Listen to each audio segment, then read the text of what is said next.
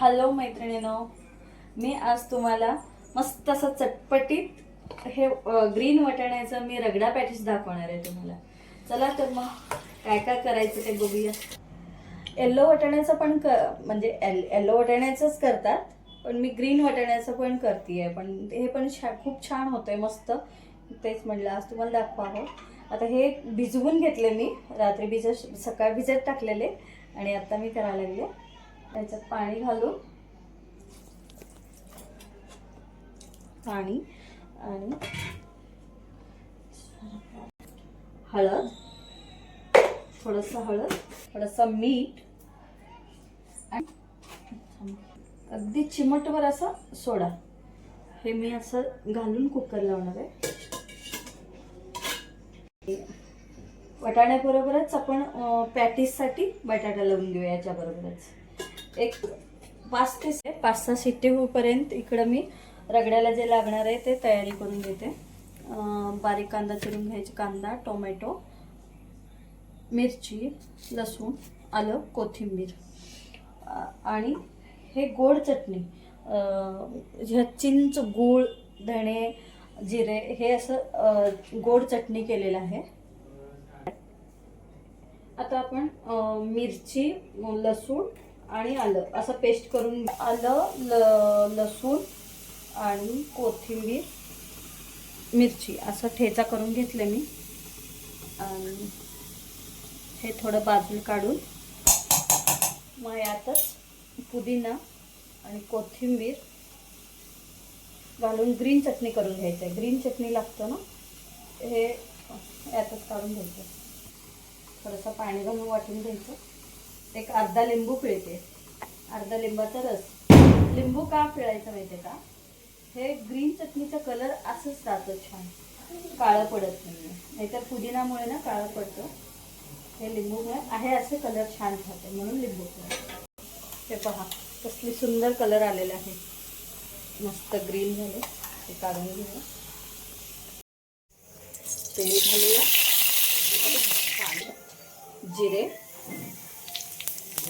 आणि हिरवी मिरची,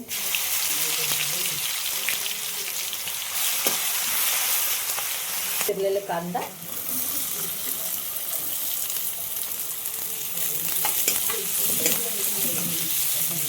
कांदा जो जास्त परतू दे छान.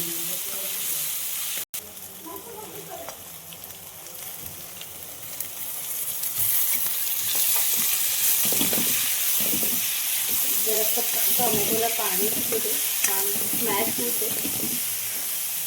चवीनुसार मीठ, मीठ घातले की नाही पटकन छान पाणी सुटून स्मॅश होते, म्हणून आधीच मीठ घालायचं.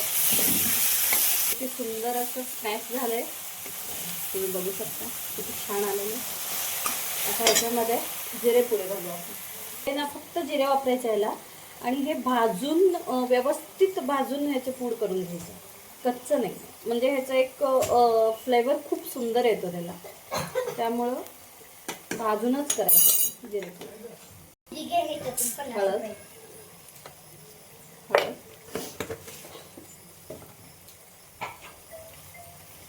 किंचित असं लाल तिखट, कारण ऑलरेडी आपण हिरवी मिरची घातले.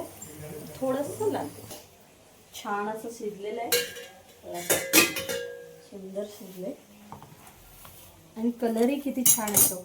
नेहमी कसं पिवळे वाटाण्याचं असं येल्लो असतं. हे पाणी घेते मी घालून.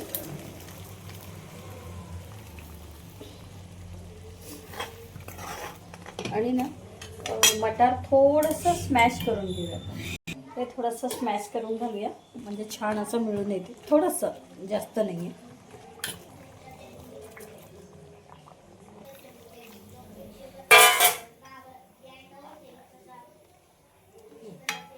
अगदी छान झालेलं आहे. आता हे उकळेपर्यंत ना पटकन आपण पॅटीस करून घेऊया. हे स्मॅश करून घेऊया आता छान असं. हे बघ किती सुंदर शिजले. जिरेपूड एक अर्धा चमचा,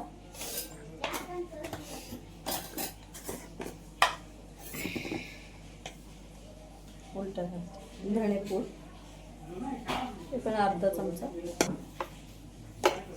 याची पेस्ट, कोथिंबीर, आमचूर पावडर, मीठ मिक्स करून घ्या.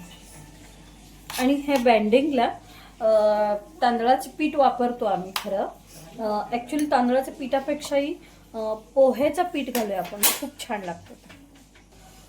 आता हे पोहे मिक्सरला काढून घेते मी, कारण तांदळा पिठापेक्षाही पोह्याचं खूप छान टेस्ट येते. अशी छान हे होते पावडर बारीक असं.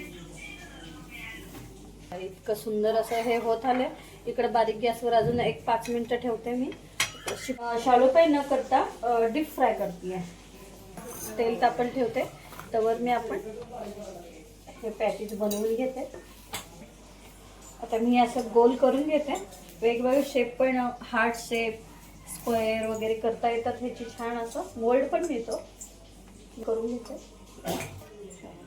असं सुंदर असं झालेलं आहे. छान थिकनेस पण छान आलेला. आणि कोथिंबीर घालूया.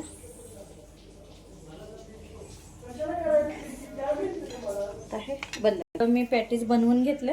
आता आपण तळून घेऊया. हे तेल तापले.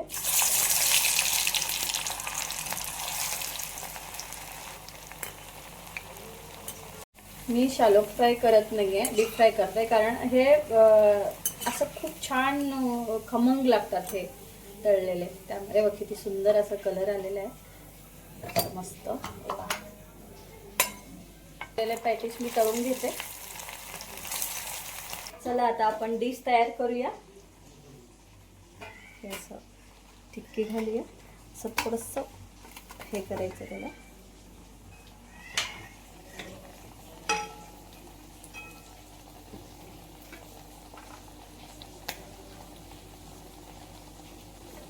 सुंदर दिसतंय.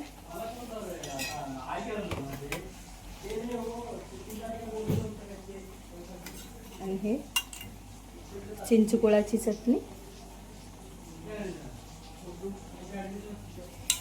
आणि हे बघा, हे ग्रीन चटणीचा ना कलर आहे असा आहे. किती छान ग्रीन राहिले.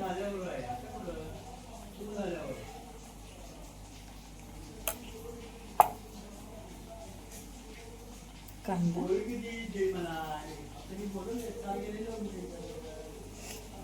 कोथिंबीर. आणि हे घरी केलेलं सेव आहे. किती सुंदर दिसतं ना डिश. आणि